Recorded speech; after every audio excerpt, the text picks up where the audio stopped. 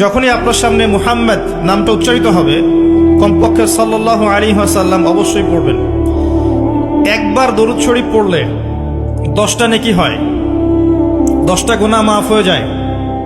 আল্লাহ পাক 10 বার আপনার প্রতি রহম করবেন, আপনার মর্যাদা আল্লাহ পাক 10 গুণ বাড়িয়ে দিবেন। বলেন সুবহানাল্লাহ।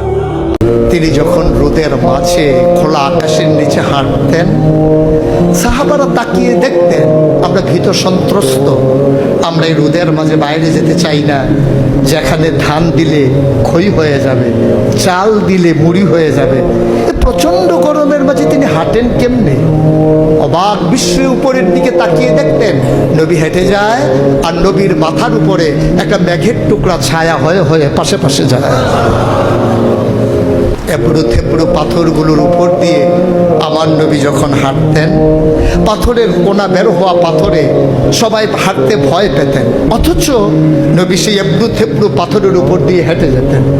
তারা চিন্তা করতেন নবীর কদমের নিচে এই শক্ত পাথর পড়লে উনি কি ব্যথা পান না? পরীক্ষা করার জন্যে পেছনে পেছনে অনেকেই দৌড়াতেন। দৌড়ে দৌড়ে নবীর কদম মুবারকের নিচে যে পাথর পড়ে গিয়েছিল ওরা হাতে তুলে দেখতেন নবীর কদমের সম্মানে শক্ত পাথর তুলার মতো নরম হয়ে গেছে।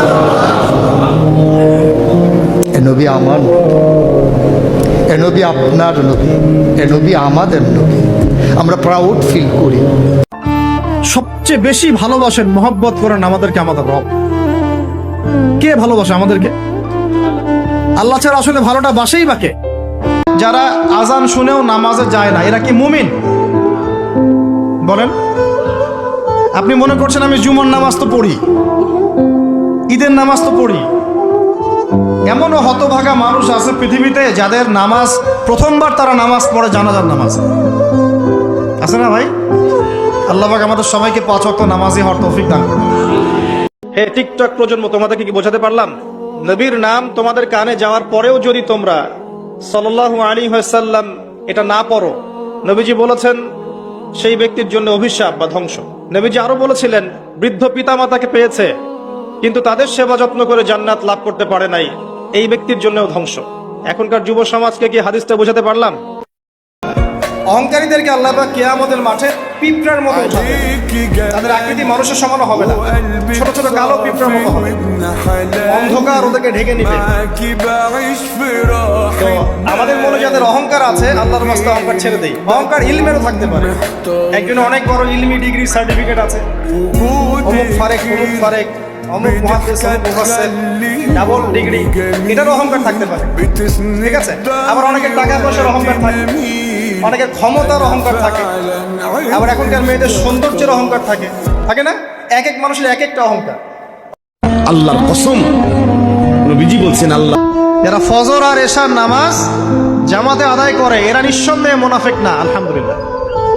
কারণ আল্লাহ নবী বলেছেন, বলেন সাল্লাল্লাহু আলাইহি ওয়াসাল্লাম, মুনাফিকদের উপরে সবচেয়ে ভারী নামাজ হচ্ছে 2টা। কয়টা? এক হচ্ছে ফজর, আরেকটা কি? এশা। তো 5 ওয়াক্ত নামাজ গুরুত্ব দিব, সবচেয়ে বেশি গুরুত্ব দিবেন কিসে? ফজর এবং এশা। হে মুমিনগণ, হে বিশ্বাসীগণ, তোমরা ইহুদি এবং নাসারাদেরকে বন্ধুরূপে গ্রহণ করো না। হে মুমিনগণ, তোমাদের মধ্যে কেউ যদি ওদের সাথে হাত মিলাও তাহলে তোমরা তাদের অন্তর্ভুক্ত হবে, এই উম্মতের কেউ না তোমরা।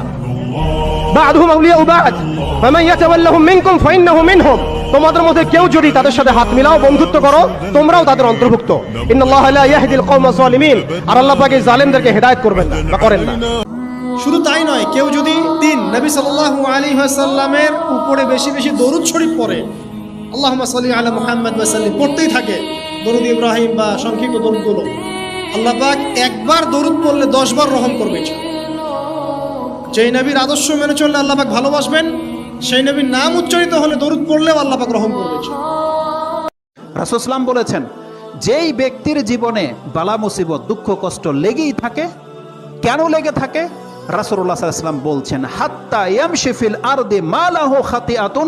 আল্লাহ তার জীবনে এত দুঃখ কষ্ট এই জন্য আল্লাহ তাকে দেয়, আল্লাহ চায় এই জমিন থেকে ও যেদিন মরে যাবে ওর আমল নামায় একটা গুনাহ লেখা না থাকুক, এটা আল্লাহ চায়।